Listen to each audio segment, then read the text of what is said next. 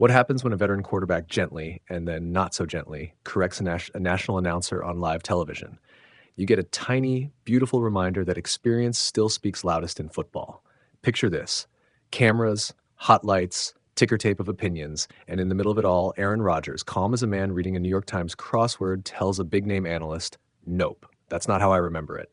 Mic drop, but quieter, funnier, more meaningful. Act 1, the spark hook. You know the setup. Darnell Washington, 6'7", built like a refrigerator with running shoes, is on the Steelers roster, doing things that make defensive coordinators sigh into their clipboards. Rumors swirl that maybe, just maybe, his body belongs on the offensive line instead of out in the receiving corps. On a slow TV night, that sort of curiosity becomes a headline. Cris Collinsworth suggests on air that Aaron Rodgers stopped Washington from switching positions. It's the kind of claim that sounds big because it involves two big names. And when that claim gets a polite shove back from Rodgers, that's not his recollection. The narrative detours from locker room gossip to a lesson about credibility, leadership, and how locker room decisions actually get made. Act 2, the ride: comedy, tension, human detail. Here's why the moment matters beyond the petty joy of seeing an analyst beeped by a player. It tells us something about how teams actually operate and what it means to be trusted in a locker room.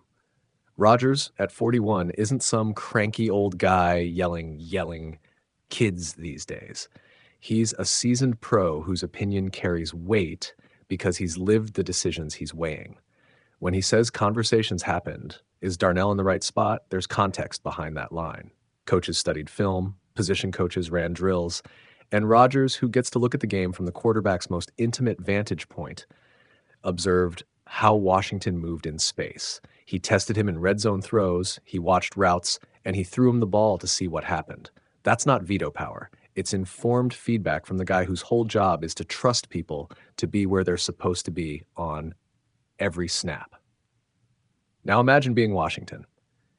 One day you're a highlight clip, a towering red zone mismatch, and the next day the chatter is about whether you should anchor the line. That's both flattering and unnerving. There's a human, slightly funny image here. Washington in a workout thinking, do I start practicing shotgun sets or shotgun snaps? The answer matters for identity. Is he a receiver wearing broad shoulders like a poem, or a lineman who turns brute force into protection? Then there's Collinsworth's on-air take. TV loves crisp narratives, and commentators sometimes make leaps between fact and the thing that would make TV more fun.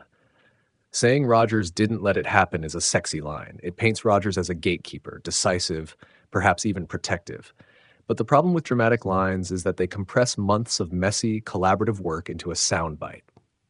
Rodgers' correction, not loud, not theatrical, does two things. It deflates an inflated narrative, and it restores a small bit of nuance to a world that runs on abbreviated truths. Meanwhile, the football detail is delicious. Rodgers throwing red zone reps to Washington, testing his hands, his timing, his ability to high point the ball while giant bodies elbow for leverage. That's the quiet work that decides whether someone grows into a receiver or morphs into a tackle. Quarterbacks don't just throw. They audition teammates through repetition. Rodgers' memory of those conversations isn't ego. It's data. Act 2 also carries a soft comedy. Imagine Rodgers, known as much for his sideline stare as his perfect spiral, playing the part of a manners police for position switches. It's ridiculous on paper, but human in practice. Rodgers isn't stopping a career move, he's giving an opinion based on lived experience. And Collinsworth? He's doing the job of every analyst who needs to tell a crisp tale on deadline. The collision between polished soundbite and slow, methodical truth is where the entertainment lives. Act 3, climax and meaning, reveal insight. Here's the reveal. This moment isn't really about who won a TV debate.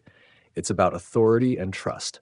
Rodgers' gentle correction reasserts the reality that the quarterback's voice in the locker room carries a special kind of weight because quarterbacks do the most delicate work of the offense. They time things, they orchestrate motion, they read defenses in microseconds.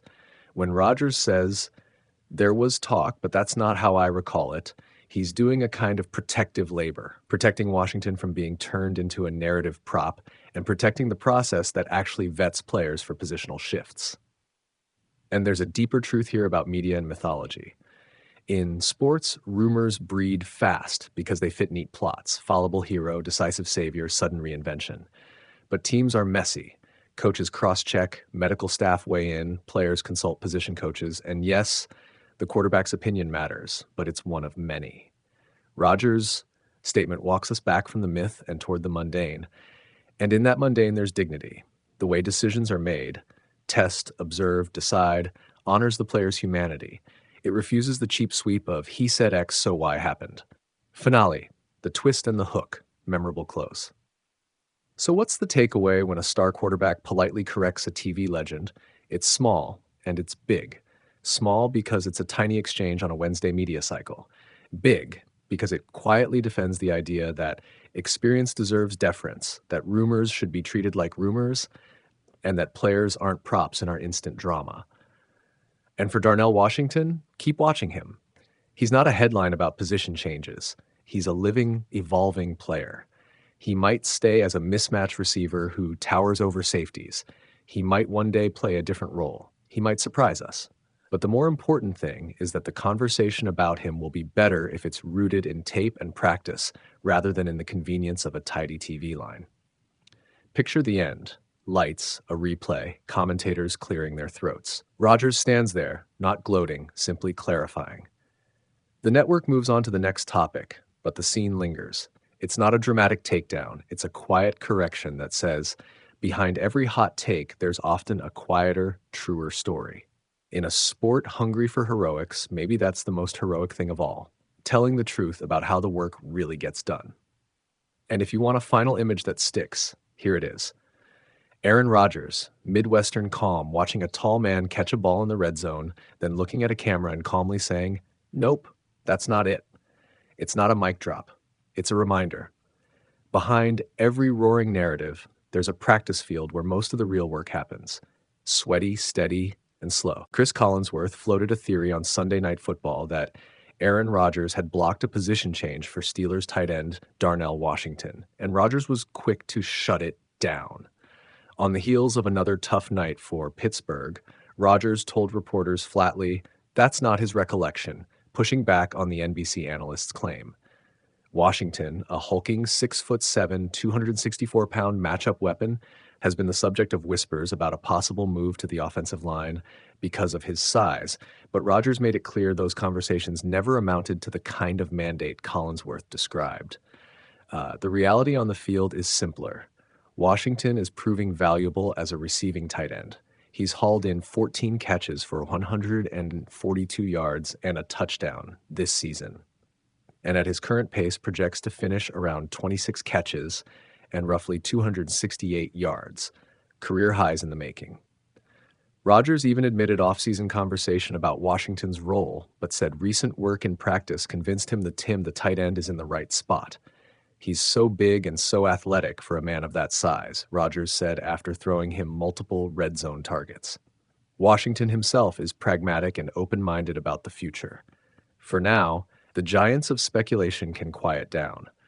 The quarterback who's been asked to do heavy lifting in Pittsburgh this year isn't the one telling coaches where to put personnel. If anything, Rodgers' point was the inverse. He wants to keep playmakers like Washington where they can make plays, not move them off the field.